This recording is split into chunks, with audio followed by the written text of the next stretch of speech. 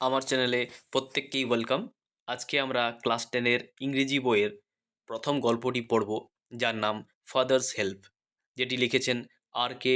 Narayan.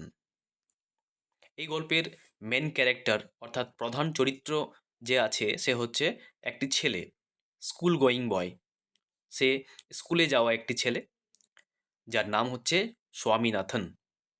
Unit 1, চলো শুরু করা যাক। লাইং ইন বেড, অর্থাৎ বিছানায় শুয়ে শুয়ে, Swami realised with a shudder that it was Monday morning. এখানে স্বামী অর্থাৎ স্বামীনাথন, তার নামকেই ছোট করে বলা হয়েছে।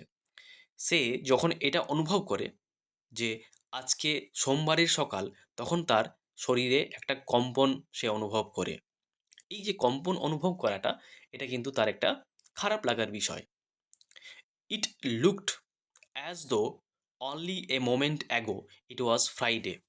তার মনে হলো কিছুক্ষণ আগেই যেন শুক্রবার ছিল। অ্যাকচুয়ালি এই যে ছেলেটা আছে স্বামীনাথন, তার স্কুলে যেতে কিন্তু ভালো লাগে না। এই কারণে তার সোমবারের সকালটা একটু বিশ্রী মনে হচ্ছে, এবং সে এই জন্যই ভাবছে যে কিছুক্ষণ আগেই তার মনে হলো এটা যেন শুক্রবারের সকাল ছিল, শুক্রবার ছিল।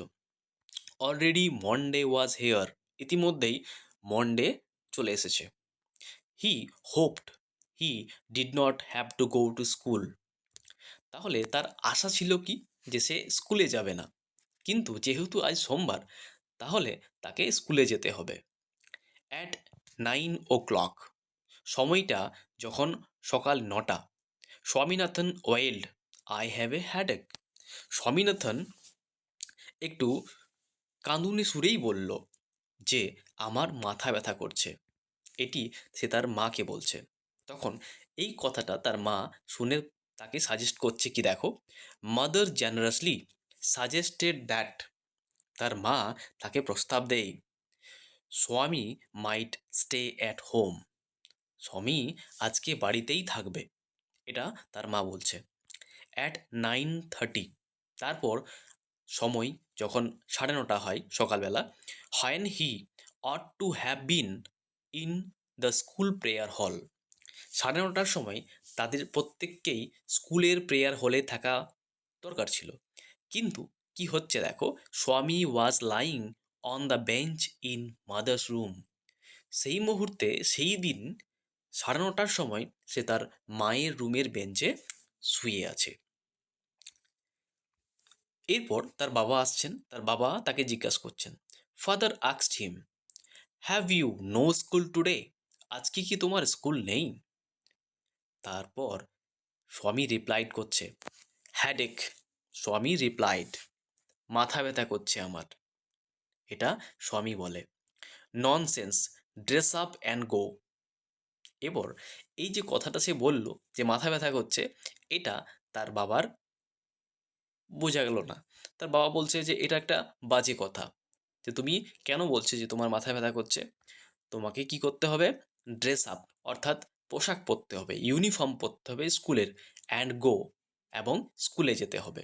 হেডেক, মাথা ব্যথা বলছো তুমি, love about less on Sundays and you will be without a headache on মন্ডেজ।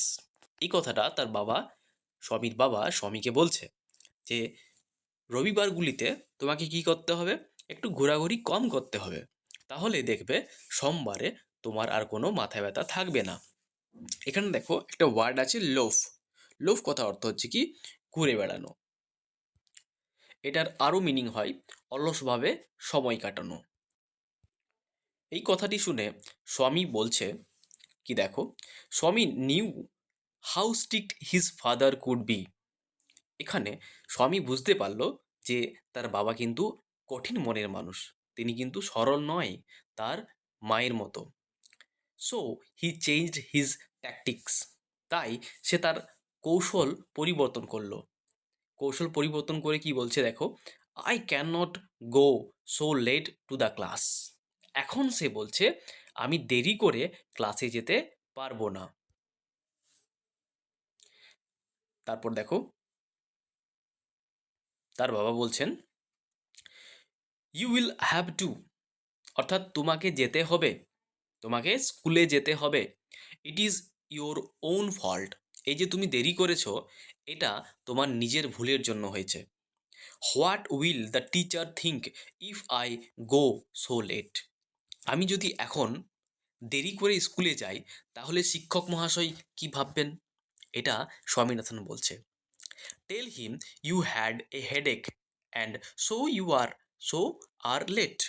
অর্থাৎ এখানে একটা ইউ ধরে নিতে হবে আমাদেরকে। কি বলছে? যে তুমি বলবে স্যারকে যে তোমার মাথা ব্যথা করছিল, তার জন্য তুমি লেট হয়ে গেছো। You will scold he will scold me if I say so. যদি আমি স্যারকে এই কথাটা বলি, তাহলে স্যার আমাকে কি করবেন?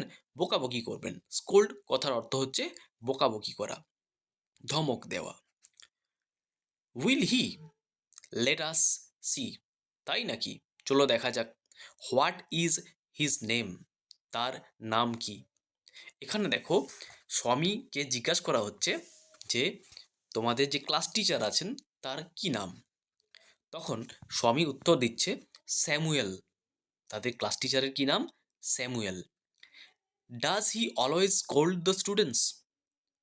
তিনি কি সর্বদাই স্টুডেন্টদেরকে বকাবকি করেন? এটা স্বামীর বাবা স্বামীকে জিজ্ঞাসা করছে। তখন স্বামী বলছে, he is a very angry man. তিনি কিন্তু যথেষ্ট রাগী মানুষ। He is specially angry with the boys who come in late. আসলে তিনি সেই সব ছেলেদেরকে বেশি বকাবকি করেন যারা স্কুলে দেরিতে আসে। I would not like to go late to Samuel's class. তাই আমি স্যামুয়েল স্যারের ক্লাসে দেরি করে যেতে পারবো না। সে চাই না actually. If he is so angry, যদি স্যামুয়েল স্যার এতটাই রাগী মানুষ হন, why not why not tell your headmaster about it? স্বামীর বাবা বলছেন যে যদি তিনি এতই রেগে যান, তাহলে এইসব ঘটনাগুলো, এইসব ব্যাপারগুলো তোমরা হেড স্যারকে কেন বলো না? দে সে, এবারে স্বামী বলছে যে তারা বলেন, কি বলেন? They say that even the headmaster is afraid of him. তাহলে তারাও বলে যে হেডমাস্টারও স্যামুয়েল স্যারকে ভয় করেন। এই ছিল ইউনিট 1। কেমন লাগলো অবশ্যই জানাবে। থ্যাংক ইউ প্রত্যেককেই ভিডিওতে থাকার জন্য।